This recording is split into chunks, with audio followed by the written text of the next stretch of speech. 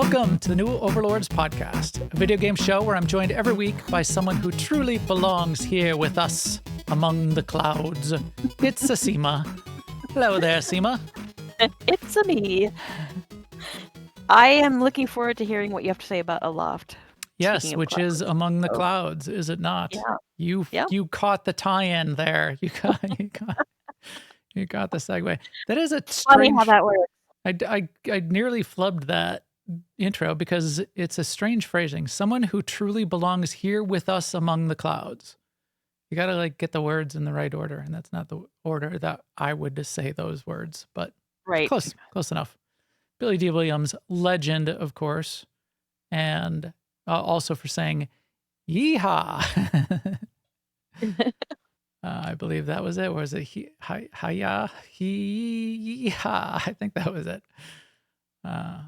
But also, hello, what have we here? That is one of the best ones. But yeah, so we're going to talk about that today. We're also going to talk about some breaking news. Bulletin. We have a bulletin. We have breaking news, a first look, just a blog post so far, but we have a first look at housing in World of Warcraft, a feature that will be coming later this year. Our preview later this year. It was on the roadmap. It's coming in 2025, but I bet we see it in the pre-patch, which will be end of 2024, the pre-patch for midnight. Okay, well, we're going to talk about that right after I press this button, so let's do that. Good news, everyone! Hey, Sema, I heard there's some new news about housing in World of Warcraft. Yeah, so you said by the end of the year, maybe pre-patch is when people are expecting that it might show up? I think so, yeah. But the reason it's a big deal is because WoW is old, and they have resisted doing player housing all this time. And in spite of it being accepted as universally something that people want, because a game like WoW, customization is everything, right? Customizing your character, collecting mounts and pets. Not to touch on all the other kinds of goals you can also do in WoW, but the player housing just seems like a no-brainer. Right. So they published today some information about their concept about how housing will work. And included in the post is something they're calling their 3 pillars. And basically they're like development ideas that they're working to. Which is a good way to phrase it. As a good way to sort of present it. I think that as opposed to the pillars that go on the bed, the house, and the pillar that goes on the couch. Anyway, pillars all over this place. It's kind of cool because what they want from housing is the first thing they talk about is they want it to be boundless self-expression.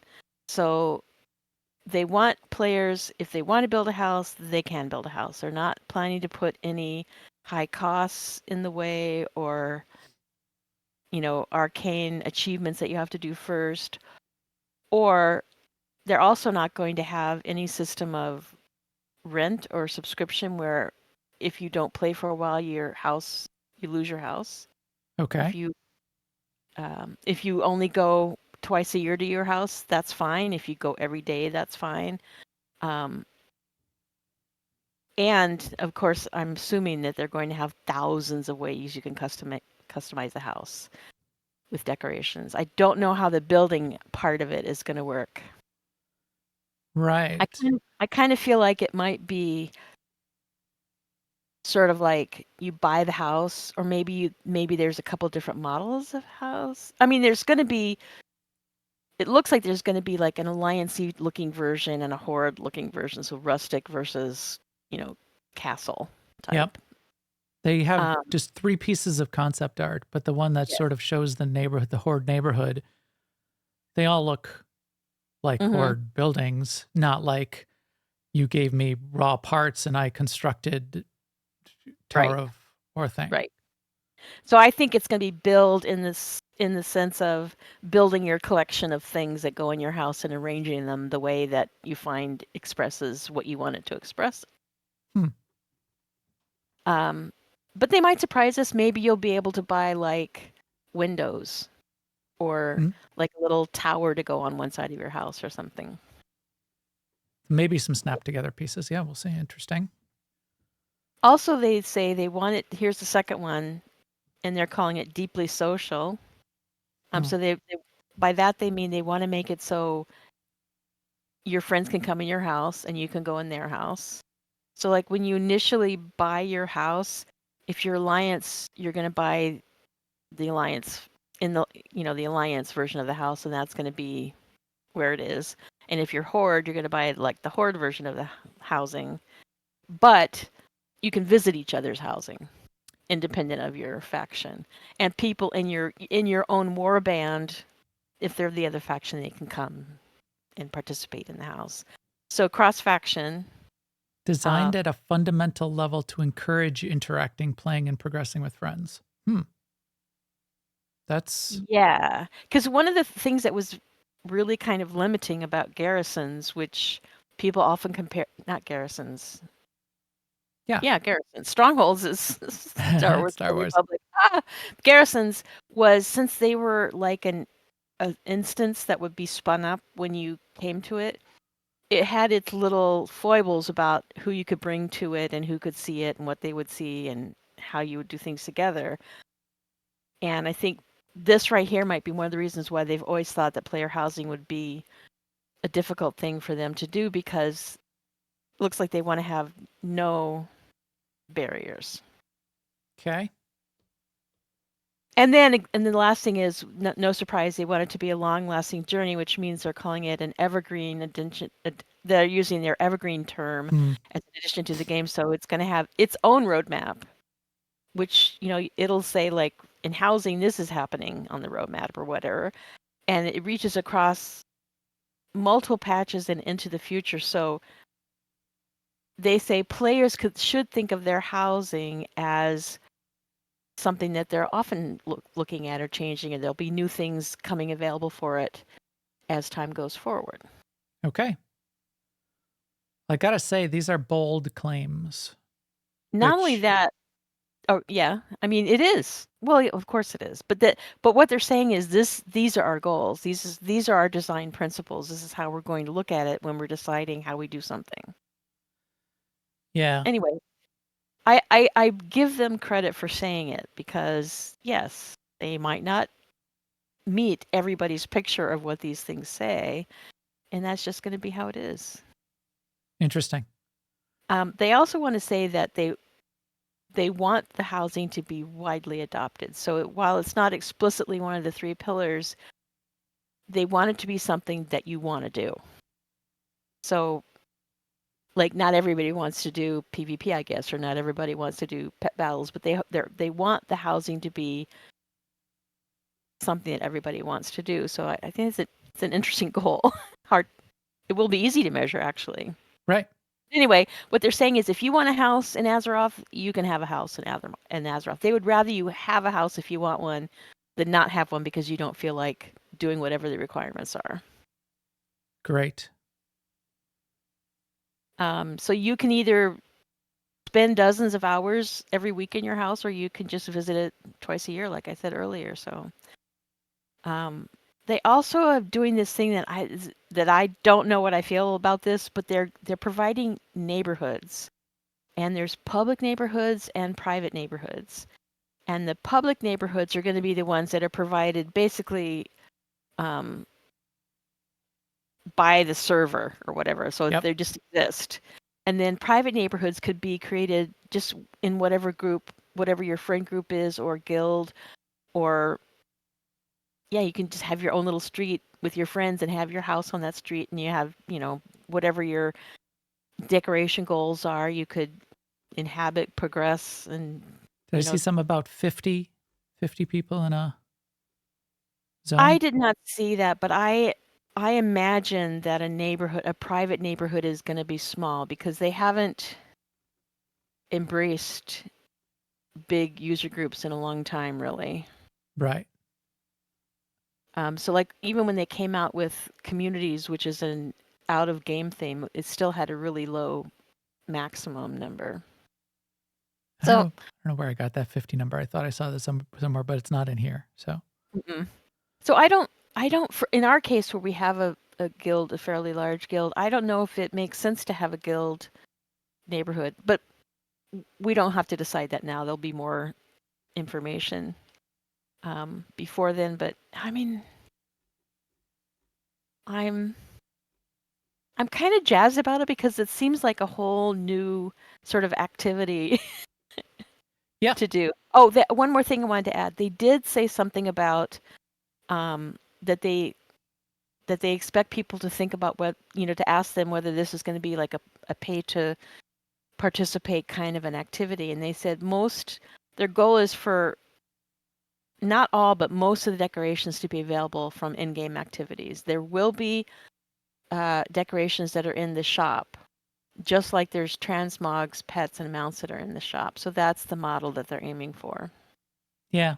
And if you don't know what the shop is in WoW, it's not like microtransactions, except it kind of is. I mean, you buy things with real money, but it's not the gambling type. You just click on a thing. Not gambling and it's not pay to win, but it is. Right, it's all customization.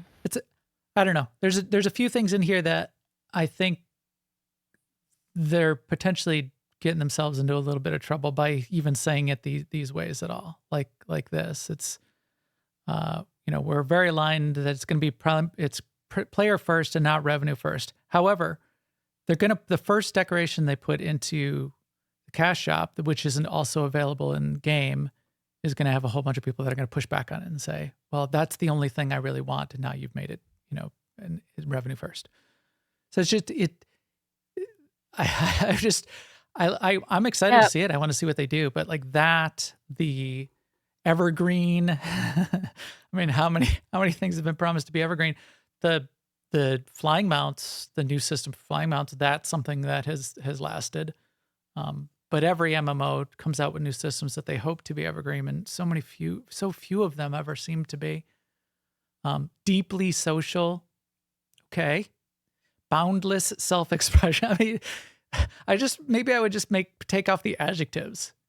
We'd like to go for some self-expression. We'd like it to be, to be social. We'd like it to last.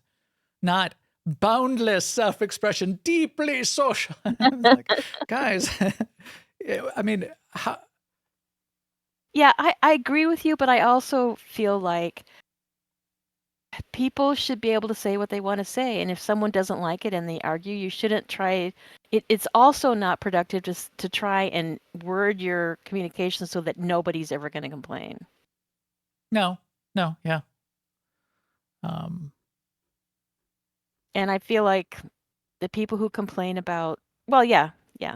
And you just got to hope that the complainers are the minority, even though they're the ones you see.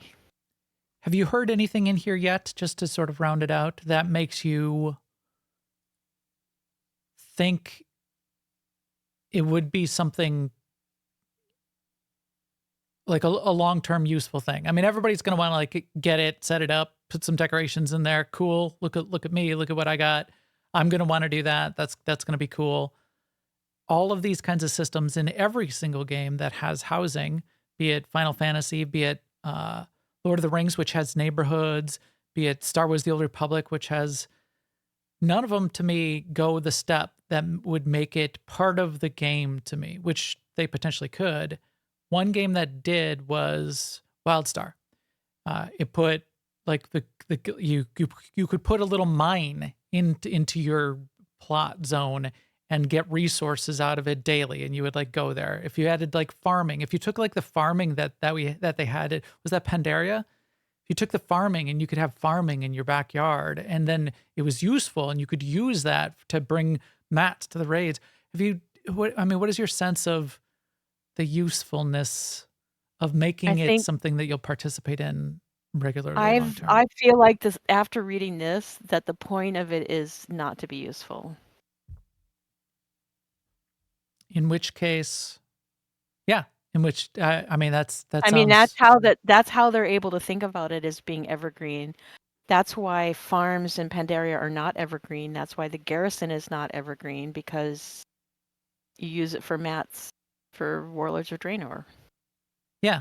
Although if they had just added new plants with every But to expedition. do that, then they have to think about, how they balance that with the plants that are in the old world, or maybe they don't like how that worked out in terms of people being to harvest.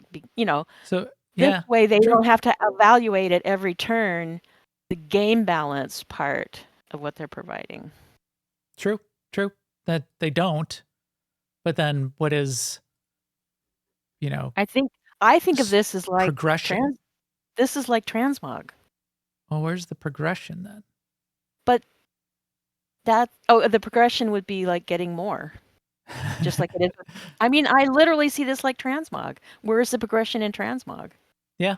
No, then I just, and in that way, I feel like if that's all they do, then I think it will be interesting for 5 minutes, and then it will be just like housing in every other MMO, which is interesting, and a couple people love it, but it's not like, nobody goes and visits anybody else's house. That happens 1% of people will visit somebody else's house. I think transmog is really, really big. But transmog is your character out in the world every single moment.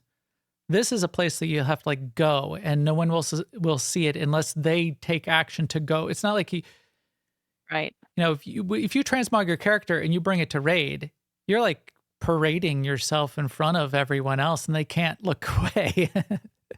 Whereas this, you could build up your whole house, and how many people out of your raid group are going to bother to go see the new thing that you did in your house this week? Or care. Or care. Yeah, nobody cares. Actually, I don't know that that's true.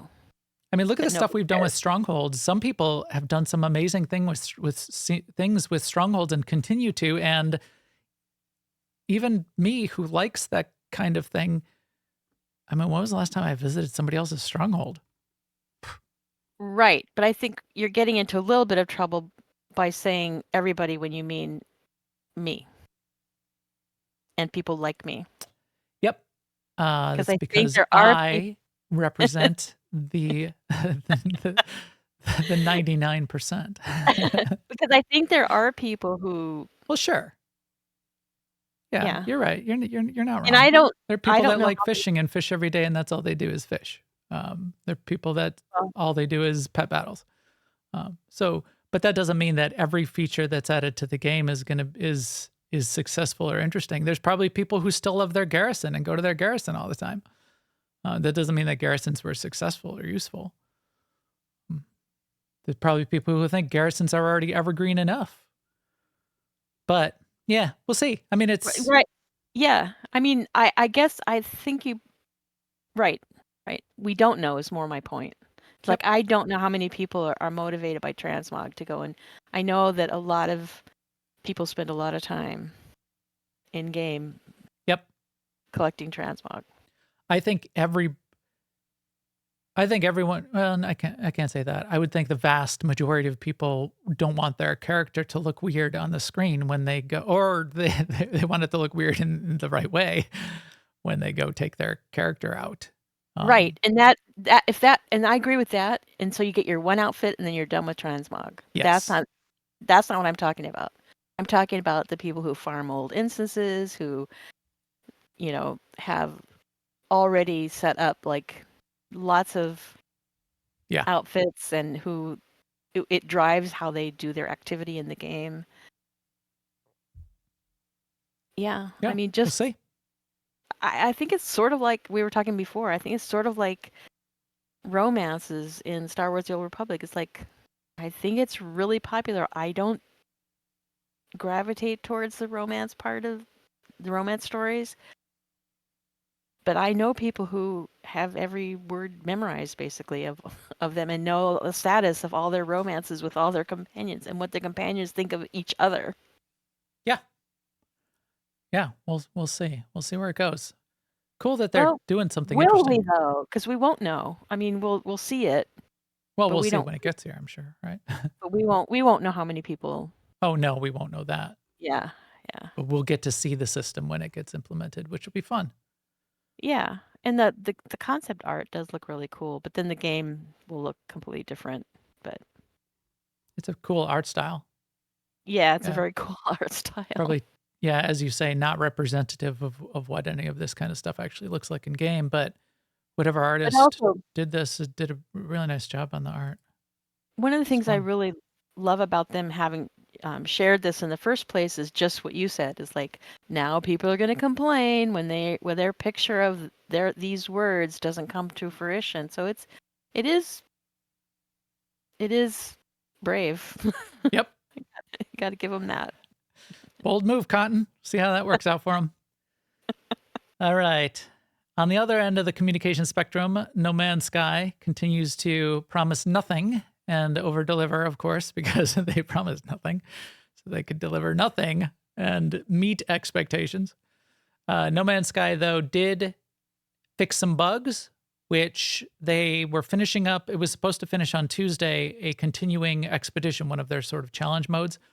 It was supposed to finish on Tuesday, but because there were some bugs that were preventing people from completing that replay, and it was just a replay of an old one, because that bug was fixed, they extended the expedition for another week. What we were hoping was on Tuesday, the next expedition with the new content and the Worlds Part 2 stuff that they added to the game last week, we were hoping we would get the expedition, which would take us to all of these new water worlds and gas giants and do a bunch of cool, new, interesting things, show it off in a new, interesting way. We're not getting that this week, obviously, but maybe we'll get it next week or the week after. So we'll keep an eye out for that. Big things coming next week, though, so we're going to be talking about that in just a second. Also, we're keeping track of this, especially because there's some people in AIE that are keeping track of it. There's new 64-bit servers coming for Lord of the Rings Online. We have a small crew of people that continue to play Lord of the Rings. There's a big group of people. It's a relatively popular MMO, continues to be for many, many years now. The 64-bit servers are supposed to bring some nice performance to the back end. And the way it's going to work, and if you're into Lord of the Rings, and I've got my characters I will probably bring over, you're going to want to look up how the new rollout happens, because one thing that will be central to that new rollout would be being able to get on one of the new servers, because it's not just going to migrate all of the servers. These are brand new servers that are getting started up. You will be able to have free transfers to the servers, but there's going to be 4 possible dates of that transition where different people are allowed to reserve names, transfer their characters over, and it's basically differences between who's playing free to play versus who's a long-time VIP subscriber, blah, blah, blah. So you may want to look into that. They haven't announced the dates yet, but they did announce the details of there will be sort of like 4 phases to it. Our group in LA Act Est is going to move over to the Peregrine server. And it sounds like, and I think we're all in agreement, the leads there want to take the kinship, which is sort of like the guild, and move the kinship to Peregrine also. I'll get in there and move my characters over. I've got couple houses at least. I've got a couple characters. My names aren't really all that important as long as it in some way looks like the name Max, with whatever extra characters or letters need to be slammed in there with X's and Z's and S's. I can make it work, so that's fine. I never get MAX on any game on any server, but I can get like MAXS, MAXXX, MAAXXAX. So we'll see. In the next couple weeks, we have 3 things to keep an eye out for, and 2 of them we might talk about next week on this very show. Kingdom Come Deliverance 2. So Kingdom Come is the game. Deliverance 2 is the subgenre. It's Kingdom Come: Deliverance 2. It looks interesting. I've got a pal of mine who we might bring on the show next week to talk about it, who's going to play it and is pretty into it. You saw it. You were looking at it a little bit, Sema. What was your first impression just from seeing like in the videos? That it looks very cute, like somewhere between cute and beautiful. One thing that I was wondering if you would pick up on and talk about is the fact that this is another one of those games where like the world, the land, everything outside kind of looks, it's edges into that, that realistic look of like the houses are the thatch roof, and the rocks look like rocks, and the grass looks like grass, and trees look like trees. I think one thing that I saw that was kind of interesting, and I don't know if this mitigates that just to some degree, where it's not as boring. Supposedly, if you go to this region, is it in Germany? Supposedly, if you go to this region in real life, it looks like this in real life. And oh yeah, I was thinking. Sorry, when I said what I said, I was thinking of Aloft. But yeah, no, yes, this does hit that realism point for me. yeah, which it does. But this, like, the city is based on the streets and layout of the modern day city on which this medieval city was. The modern day city was based on a medieval city. It matches. It looks like if you actually went back in time and went there. And if you went back in time and went there, yes, grass would look like grass and water would look like water. Yes, yeah. So I get that. This is an RPG, and it's about story, and it's about the characters and the things that they say and the things that they do. Although you saw the one trailer that had the romance plot line highlighted, and yet it's a game about like sword, like realistic sword fighting. That's one of the main things that people want to play it for. But they like coming to the table with the romance plot line. We'll have to see if that's enough. This gets back to what people play these various games for and the subsystems within the game. If there's enough people that are going to play this just for the romance, maybe that's the whole thing. And they need a trailer just to show that off. But that's a big one. 1 million copies sold already. Yep. It's up on Steam. It came out earlier this week. Yeah. So only a couple days. And it has hit the ground running. So that'll be exciting. Something else is about to hit the ground running. Early access for Civilization 7 starts tonight at the sound of this recording. So this will be February 6th, February 5th at midnight, February 6th, the morning of February 6th. It will be in the United States, most of the world around that time. It'll be available for early access. I think there's a roadmap up that you can look at the early launch times.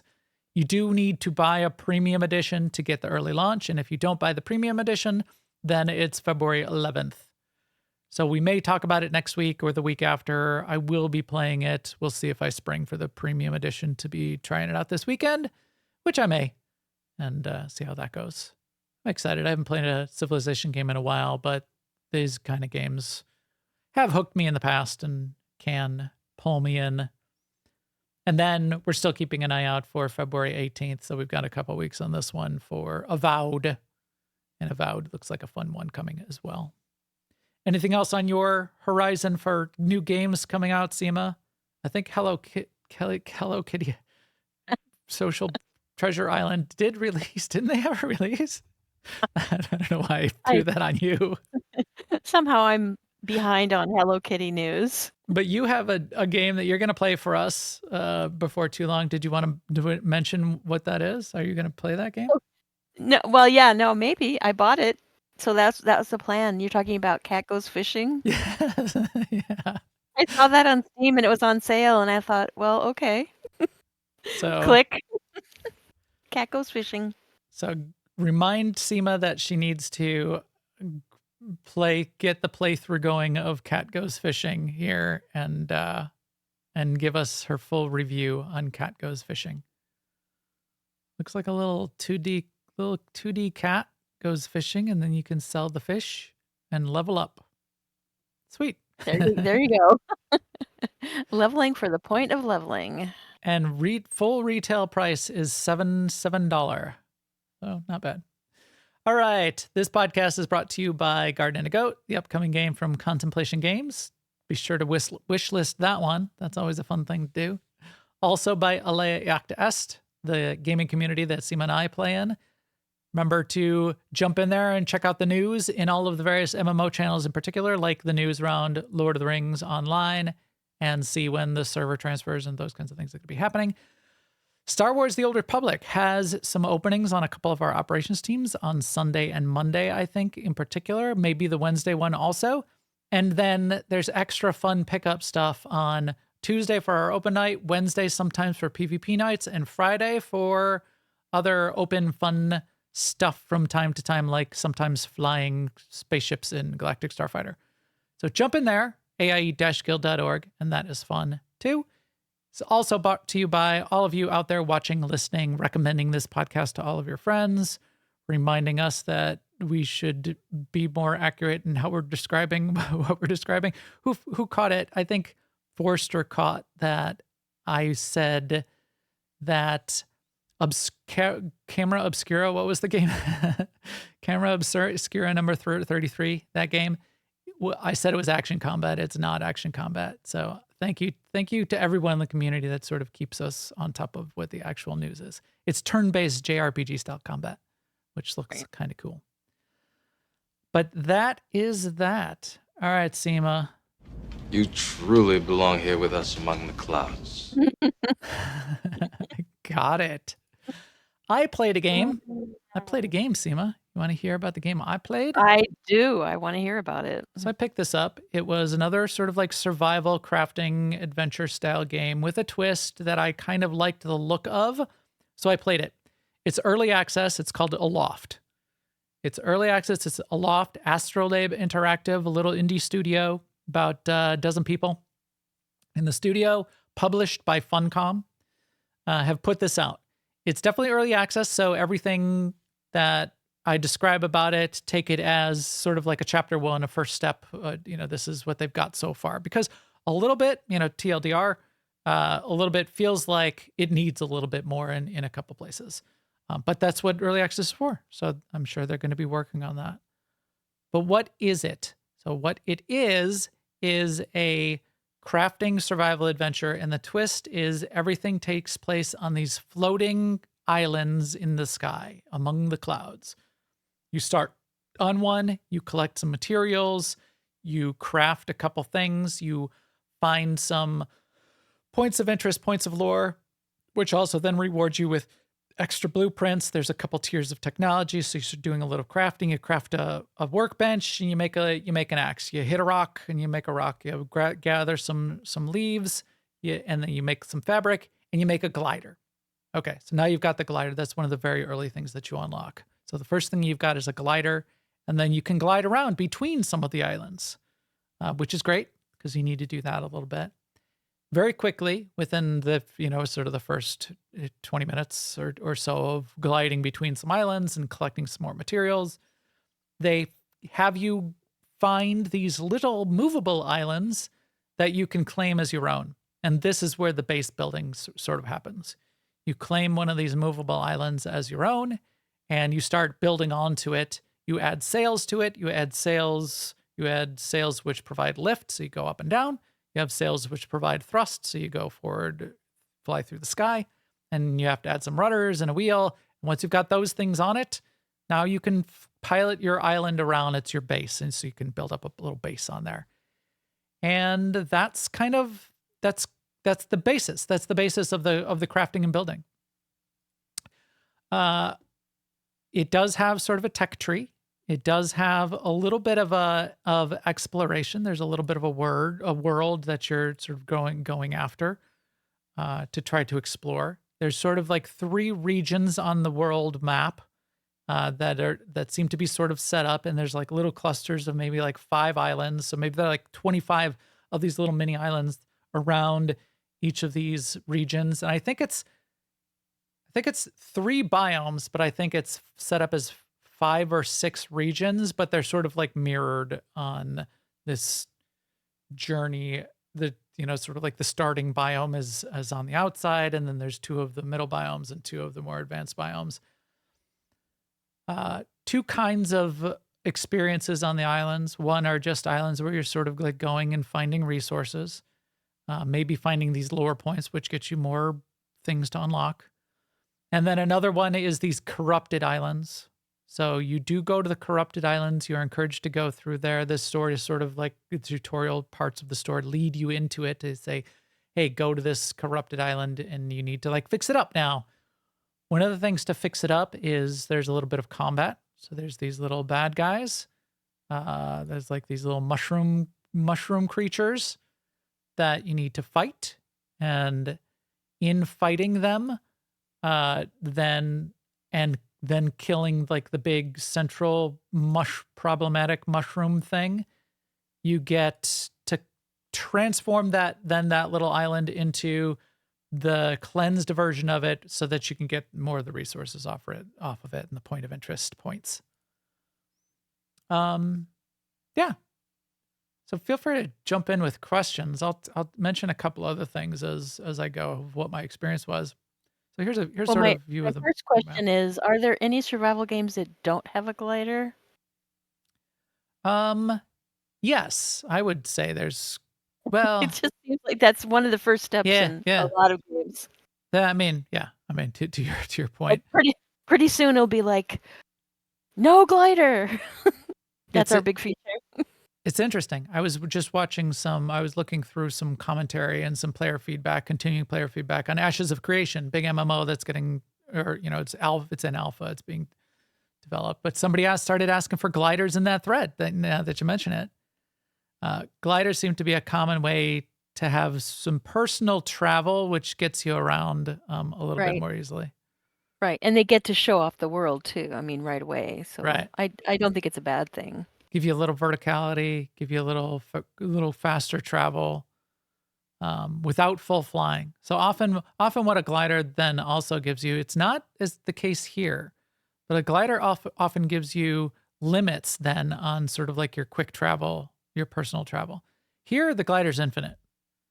You could fly around forever, go up and down and fly around forever. There's no sort of stamina that drains or anything like that with the glider. So it's your mount. It's what you do. So that's because you have to have some sort of travel to be able to get to the other islands. You can't walk. You're only in the sky. You can die in this game. I found if you don't open your glider and you just fall, eventually you'll quote unquote, land. The screen goes black and then you get teleported back to your base. And that's it. There's no other penalties for dying. So when you're like fighting the little mushroom people, same thing. The screen goes black and you just get teleported back to your base. This has been described as cozy. So I guess let's just real quick go through the points then. How survivally is it? Food is a buff, but there's no other sort of like survival mechanics. You're not gonna, to like manage oxygen. You're not gonna die if you don't drink water. Any like food or drink is just a buff, and there isn't that much of it yet, but there's a fair amount, and that's something they could add more on. I mean, when we were playing Grounded, for instance, that was actually, I felt like if I didn't have to worry about drinking water, it would be better. Mm-hmm. So I for one wouldn't miss that. So list those things off when we get to it, how cozy is this game, because it's been described as cozy also. Right. The other thing is crafting. So in crafting, there's the crafting of your island. So the little buildings that you could sort of like make on it, and you can get these bigger and bigger pilotable islands. In fact, they have a very alpha version of a creative mode where you can stitch together, you're basically taking their map building components, the big rocks that make up these islands, and you can make your own island. So I did that right away because the little starting islands were like, it was like 20 meters in radius was the little starting islands that they get to, that they want you to pilot around. And I'm like, nah, I need like 4 football fields stitched together with a big waterfall and a pond in the middle. So that's where I started. But then you're also crafting the tech. You get your weapons to fight the little mushroom creatures, storage boxes, better sails for your floating island. And there's a couple tiers of that, but not a lot yet. So not that many tiers, not many that many materials, but still a number. The crafting in the building is only for fun I would say. That would be sort of my summary, my way to describe that. There's no real point to it. Whereas other survival games, you need to like build a house to protect you from the weather or whatever. Right. Or the dinosaurs. Yep. Or give yourself a little protection. I'm playing a lot of Valheim style, and you gotta worry about keeping the wandering mobs out of your base, and then you have to worry about invasions. So there's none of that kind of thing. There's no weather. There's like no reason to have the little house, like to build a house, and you get like it's like floor squares and wall squares and roof squares. It's a fair number of options, so you can do some creative things. And if you give anybody just any kind of building blocks, they're going to build some interesting things. So people are definitely going to have fun with that. And I did. I built a couple. Well, I didn't build a lot. I had more fun building the island, and then I just started just like dropping boxes on the ground. But that's a thing. So that's the building. But there's no like reason for the building. Exploration. There's the 3 biomes. And then there's like sort of like a final biome, which is a corrupted Leviathan that flies through the sky, made up of like 5 mini islands that are part of it that you can go and cleanse also. And so far, again, early access, that's about it. You can clean up these islands, get rid of the corruption, fix them up a little bit, and they're good. You can get through the biomes and maybe you need a little bit better tech to go through them. You need to maybe like repair your ship a little bit as you go along the way, but that's kind of it. So pretty quick when I was playing it, I felt like I got to the edges within a couple, like within an hour and a half. I didn't even get to the second biome, but I was like, yeah, I see where it's going. And one of the questions I have then, and that I'm looking forward to as they develop it is the why. Is, helping the, Right. and I had to like watch videos to know that you even like needed to help the big Leviathan in the sky. They could have made that a little bit more urgent, and it would have been potentially a little more interesting to me. But maybe not to everybody because it's So you have again, to help the giant flying turtle thing? that seems to be a key like current stage main end objective. Okay. Because he's all corrupted. All 5 of his little islands that make up his back body are corrupted. So you're cleansing these corruption. You're maybe like learning a little bit more about why it's corrupted, and then you're maybe helping the Leviathan. But maybe.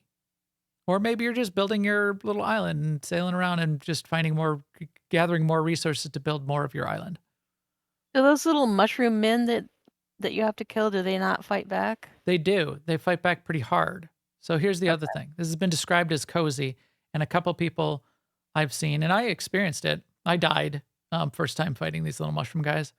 They hit hard, and it's some serious business, and they get harder and harder. That is not a cozy part of it at all.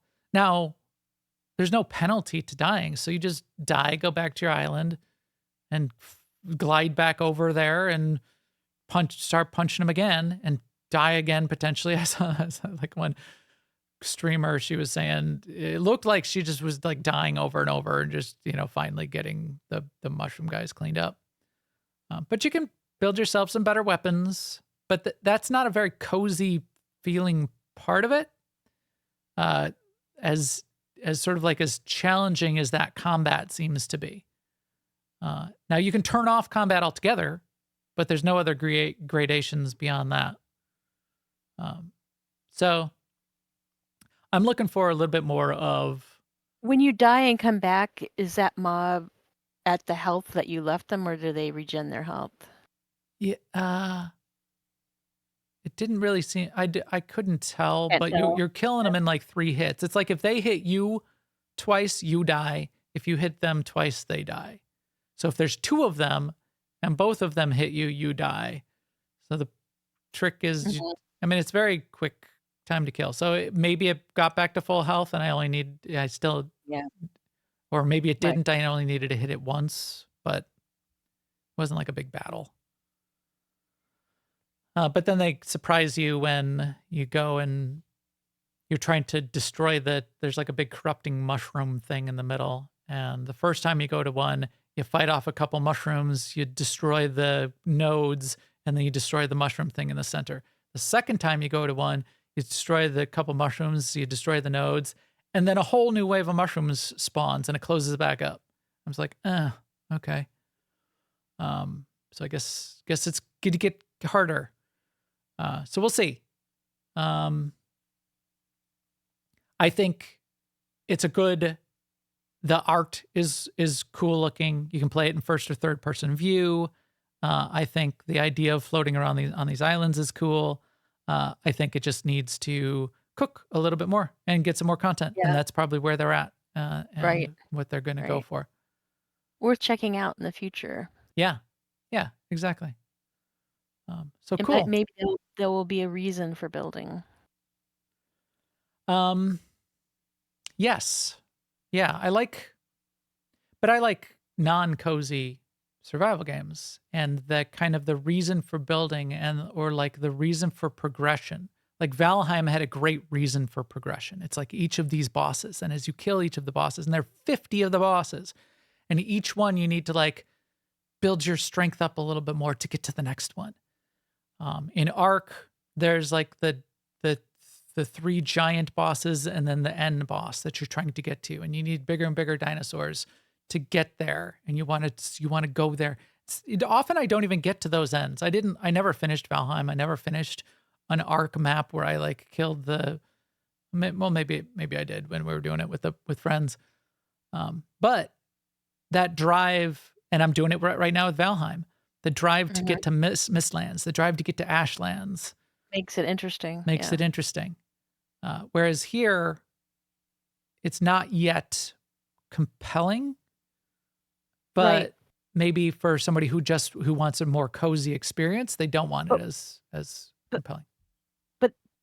But like as you describe it right there, it's almost like I mean, I don't want to say it in this way, but it's the gameplay and the journey that makes it fun, and the idea that there is a goal, even if you never make the goal. Yes. Yeah, which I totally get that. Right. It's definitely the journey. So if they had started with telling me there's the Leviathan whose name is George is feeling really bad, and damn, you gotta help him, help George. That might have been a key, something that might have changed my initial look at it. Right. It's just a little bit of urgency, but again, too much urgency or friction takes away from the coziness. They do have animals in this game, and you can feed the animal just like one thing, and then you can pick it up and either just press a button to transport it back to your island, or you can carry it back to your island. That they did it's very simple. I thought I had a little video of it. I did check out a video they have a really nice pet the animal animation. So I liked that. We're trying to make that look nice and fun for our game, and they did a good job of that. They have these little llama things, and your character in first or third person view. So this is like in first person view, your hands reach out on both sides of its head, sort of like scratch the sides of its head. That was good. That was a good one. That's a good one. The feed animation.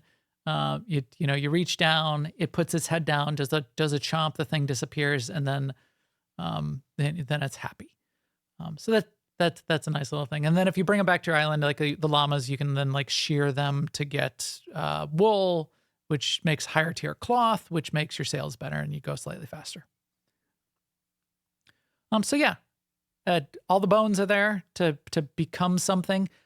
I think it needs to just get a little bit bigger, a little bit more to potentially explore, or a longer journey, a longer destination, and then the compulsion to make you want to go on that journey from before destination, Sema, but definitely you want that destination to drive that journey, which would be cool. Yeah, but it it almost doesn't matter because I remember this like self-imposed quest I went on a few years back, and the goal was to be able to kill this boss, but I needed to have special weapons. And to get the special weapons, I needed to do certain things, and to get that far, I needed to do certain other things. And so it was like a multi-step thing. And the ultimate reason that I wanted to kill that boss was I wanted to be able to get a pet that boss had a chance of dropping. And so it's sort of like if you say at the beginning of this long endeavor that the reward is a pet, then that makes it seem like it's not worth it. But I enjoyed the whole thing, even though for me, getting the pet was worth it. But yeah, so it's the layer, yeah, the multiple. I mean, there are different things that tick my desire to go on the journey, and maybe layering on a few of those. I mean, if on the outset they had said like there's a story reason, maybe there's a reward reason, you get like a really cool thing to put on your island. That would be really interesting. A Steam achievement, maybe even something like that, something extrinsic. You could probably layer on a few things and dangle that carrot early, and that would potentially hook me and other players. I potentially hook them, but players, and that's ultimately what got me about Grounded. Is like I would be interested in the game, and I would log in and it'd be like, oh, I can't play because I have to go find a drip of water first, and then I have to try and shoot it down, and I have to pick it up and all that stuff, and so there's like a fine line between what we're calling layers and just like side distractions that impede you going forward. Now, and they're different for everybody. There is a concept which more and more games are going to, which is a lot of detailed sliders for difficulty, and trying to make it really clear that you're not cheating. You know, customize it for you. You want to turn off just the water? Turn that off. That's what I should have done. You want spiders to not be as to ignore you unless you poke them first. Right. Switch that one off. So maybe that's a really cool way to go for that. A lot of games are doing it. No Man's Sky, for example, has tons of sliders like that. Valheim, I think, has cheats, and they call them cheats in a bad way. You have to, I think, the cheat code to even turn them on is called, you have to type in, I'm a cheater. Oh, wow. But then they also support mods, and there are mods that will do anything and everything. You want to, you can find something annoying, there's a mod that'll shut it off. And that, I mean, there's a whole genre of games that are games that play themselves. Yeah, you could go that far. Yeah, and the mods will allow you to do that. They're called like idlers. Yep. Yeah, so we'll see. We'll see how it goes. Forster in the chat room mentioned Coreborn. Coreborn, I believe, is gone. I don't believe there is any more of Coreborn. They definitely took down the servers and have, I think, moved on to other projects. I thought so too, but I have a feeling if Forster says that he could check out 1.0, he probably already knows whether or not he could check out 1.0. We'll see what he says. I guess you can still buy it on. You can still buy it on Steam. But maybe it's just single player? Yeah, so, but I'm pretty sure it's done. And they're not developing it anymore, unfortunately. Because that was cool. It had a lot going for it, but it was pretty ambitious in the multiplayer and running a live service multiplayer. Moderately multiplayer. So it wasn't just like play with your friends. They had parts of the game that were the community hubs and being able to visit other realms where other people were playing and that kind of thing. And it made it quite difficult, I think, to support unless you have enough of a player base for that kind of game. But yeah, that was good. And that had enough of those sort of like points of friction to make the journey stuff interesting that I liked. All right, just to wrap it up for us today, Sema, you tell me about this weird. I keep getting pieces of it. What's this weird WoW story that you got yourself into? And so it's part of the Valentine's Day stuff. Is that what you said? Yes. Yes. So Okay, in tell me WoW, the there's story, and then I have questions. I picked up this quest as part of the Love is in the Air event, which is WoW's Valentine's Day thing. So hearts, everything has hearts on it, and that's the theme. And I had to choose one way to do self-care or self-love.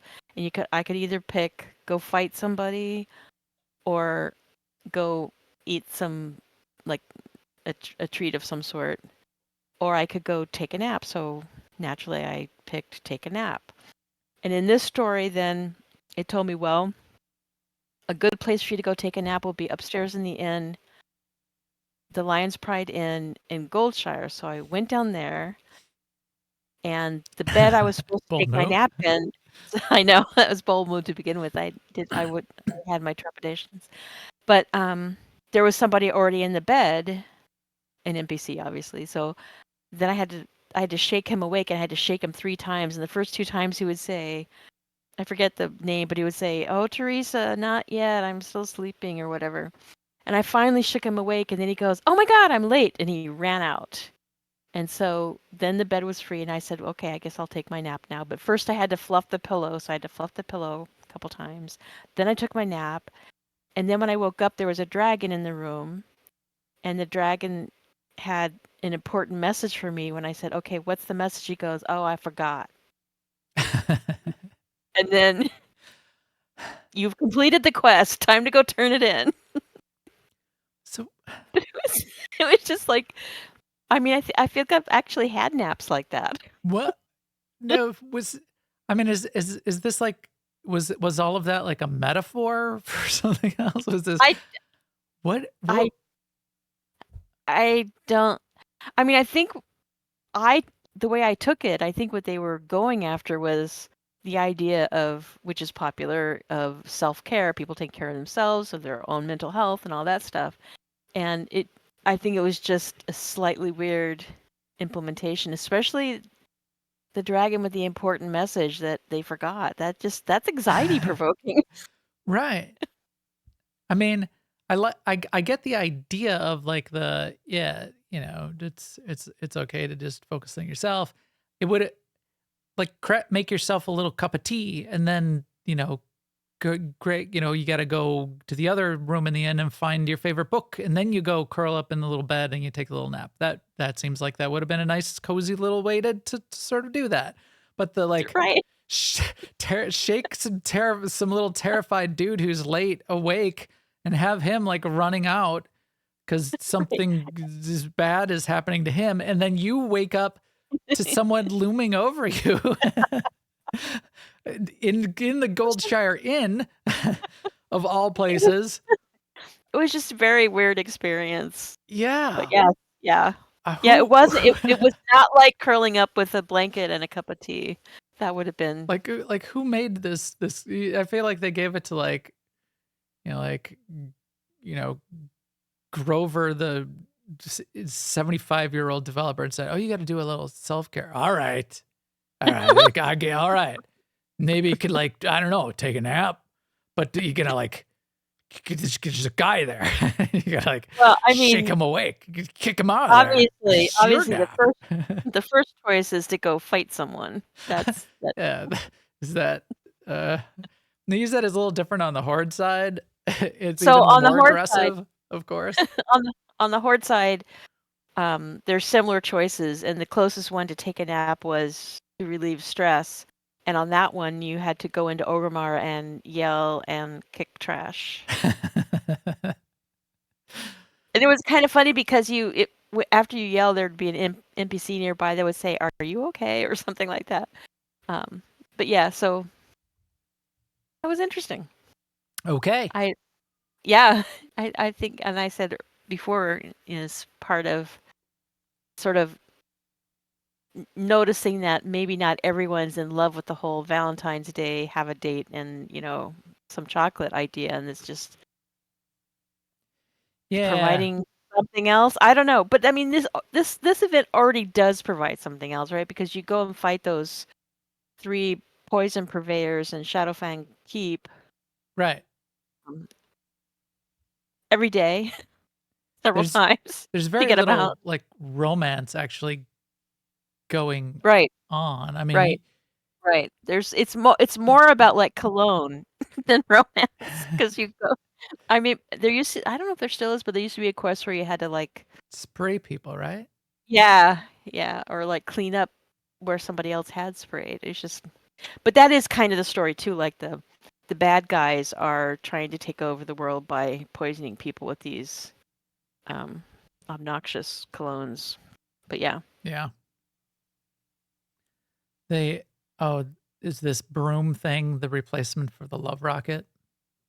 Um, I I don't know because the Love Rocket is still there. It's not called that though. It's called something Oh, that's something right. thing. It's an addition, so you can so like now there's 2 mounts you could be going for by doing that fight every day, that boss fight. Um, and then I'm at the same time. See, we talked about this before the show too. I mean, days before. It's like it's a little bit overload, right? Because we also have Lunar Festival going on, which maybe it isn't overload, right? Because um, and there's new mount with that one too. But now I realize because I've been in Classic for a while that maybe that Lunar Festival one was new a couple years ago. I wouldn't even know it. So maybe they didn't bring out multiple new mounts at the same time. But yeah. Got it. So that's what I did, which was a cozy thing this morning. Or was it? I made my coffee and I flew around in the world and clicked on Lunar Oh, Elders. the lunar thing was more cozy than the Oh yeah. than the Love is in Yeah. the Air self. Right. I mean, there was a few, like there's the few things that get you flagged, and I guess, in the olden days it might have meant a fight, but it doesn't seem to anymore. Yeah. But yeah, so that's just going from place to place. The hardest part is deciding, which one to go to next, because wherever you are, there's 2 that are like sort of equal distance from you, but not equal distance from each other. Yeah. Yeah. But so I'm done with the Lunar Festival part and getting the mount for that, because that was just go click on the Elders, acquire the currency, and then buy it. But I bring it up because it's definitely a cozy activity, and I definitely didn't do it yesterday when I didn't feel like doing it, or the day before, but this morning when I did feel like doing it, it was the perfect thing. Yeah.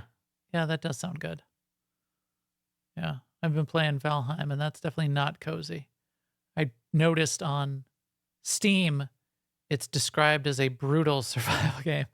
And I did forget. It is kind of there's like I need to mine up a bunch of silver or whatever. And I told myself I wasn't going to build anything. I was just going to like do some basic playthrough because Fez is in there playing, a couple other people are playing. So I was like, oh, all right, I'll dip back. So I dip back in here and there. But I'm not going to like waste a whole bunch of time building it. Well, I built a big stone keep. Could not resist. But I had all of this extra stone anyway from mining. But I needed to mine a bunch of silver. So you think, all right, just go out and do some mining. Well, you can't just do mining. You're constantly attacked by like the stuff that can kill you unless you like are on point. Like two bites from a wolf at this level will kill you when you're out there trying to mine silver. So it's not a relaxing activity. So, but yeah. I was kind of thinking about that when I was doing Lunar Festival today, because I've done it before at real low level characters, and it was way more of an adventure than what I was doing today. Because now there's, you can fly everywhere. Oh, that's true too. Yeah, so that makes it a lot safer. Yeah. Yeah. Plus, I was over leveled. All right. Well, we have some fun things coming up in the next couple of weeks, Sema. But we are going to have to keep up to date with you on the weird things happening in the worlds of Warcraft, the many worlds. Yeah. I am certainly interested to see what happens in the housing. So thanks for walking us through that. And in the next week, we'll see. We might get a little update on Kingdom Come Deliverance 2 and Civ 7. Civ 7. We'll have to see how that turns out too. They did some changes to Civ 7. If anybody's been following that news, they sort of like changed how the ages work, and you can change civilizations between ages, which they've never done before. And you can pick kind of like the leader from a different civilization to lead you, like kind of Ben Franklin in ancient Egypt or whatever. Right. Some interesting mixes. Yeah.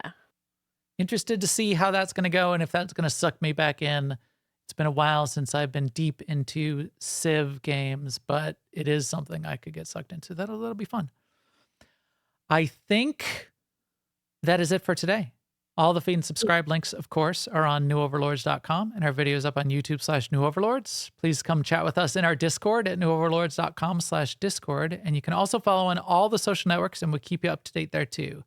And with that, we will talk to you soon. Later, everyone.